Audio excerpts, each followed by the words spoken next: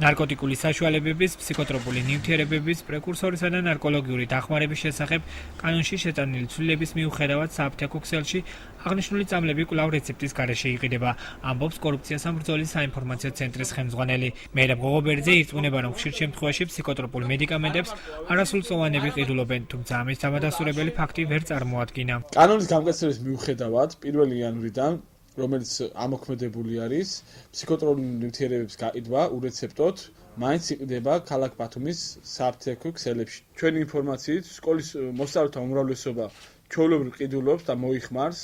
ეს არის ფსიქოტროპული საშუალება, რომელიც გავრცელებული არის დღესდღეობით საგანგაშო ბათუმში. ფსიქოტროპული მედიკამენტების დანიშნულების გარეშე გაცემის აუცილებლობას მოქალაქეები ვერ ხედავენ. მათი განმარტებით აღნიშნულ წამლებზე კონტროლი უნდა გამკაცრდეს. ჯერჯერობით მგონი გაიცემა და როცა შემოვა ბრძანება მე აღარ გაიცემა. უფრო იოლია ურეცეპტოდ, მაგრამ თუ საჭიროება უნდა რეცეპტით გაიცეს ალბათ. სერიოზული საკითხია და არ უნდა გაიცემოდეს ნამდვილად. ფარმაცევტული კომპანია ჰეკარის დირექტორი აცხადებს, რომ ჯანაცვის სამინისტროს რეგულაციების შემოღებისთანავე ფსიქოტროპული მედიკამენტებისთვის საჭირო ბლანკების დაბეჭდვაზეც უნდა ეზრუნა. ვლადიმერ მახარაძის თქმით, ქვეყანაში რეცეპტებით წამლების გაცემის პროცესი დიდი ხანია გაუმართავია. ჩვენს ქვეყანაში დიდი ხანია ასეთი რეცეპტები არ იწერება.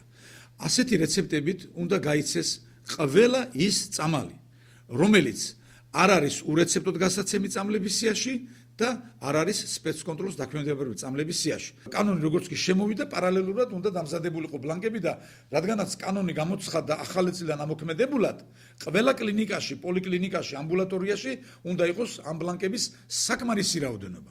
წინააღმდეგ შემთხვევაში მე აფთიაქში მოვითხოვ რეცეპტს, მოქალაქეს რეცეპტი არ აქვს. ხდება ინტერესთა კონფლიქტი. ახალ ინიციატივას დადებითად აფასებენ მედიკოსები. ექიმი ნარკოლოგი მაიკო კონცელძე ფიქრობს, რომ რეგულაციების შედეგის მომცემი იქნება. მისი ინფორმაციით, ფსიქოტროპული მედიკამენტების შემონათვალი ოფიციალურ ნუსხაზე დიდია და აქედან გამომდინარე მისი აზრით მომხმარებელი აკრძალვის შემდეგ ალტერნატიულ წყაროზე იფიქრებს. ახალი ინიციატივა ძალიან კარგია, ვინაიდან ყველა ცვლილება იწვევს შედეგს და შედეგის შემდეგ შეგვიძლია შემდეგი სტრატეგია შევიმუშაოთ დაავადებასთან ბრძოლისთვის.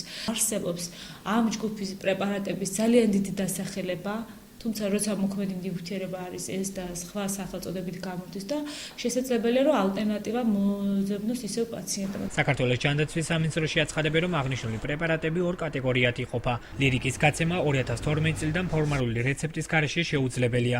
უწყებაში განმარტავენ, რომ აღნიშნული წამლების ურეცეპტოდ გაცემის გამო ფარმაცევტი პასუხისმგებაში ეძლევა. დავით მაჭარაშვილი სატელეფონო საუბრისას ამბობს, რომ საქართველოს ჯანდაცვის მინისტრის ბრძანების პროექტი ძალაში ერთ თვეში შევა და დანიშნულების გარეშე არც ბანკროტს გაიცემა. ლირიკაზე თითქმის სამართლებრივი პასუხისმგებლობა განსაზღვრულია 2012 წლიდან. მათი აფთიაქიდან გაცემა ფორმალური რეცეპტის გარეშე აკრძალულია ერთ თვეში დაახლოებით.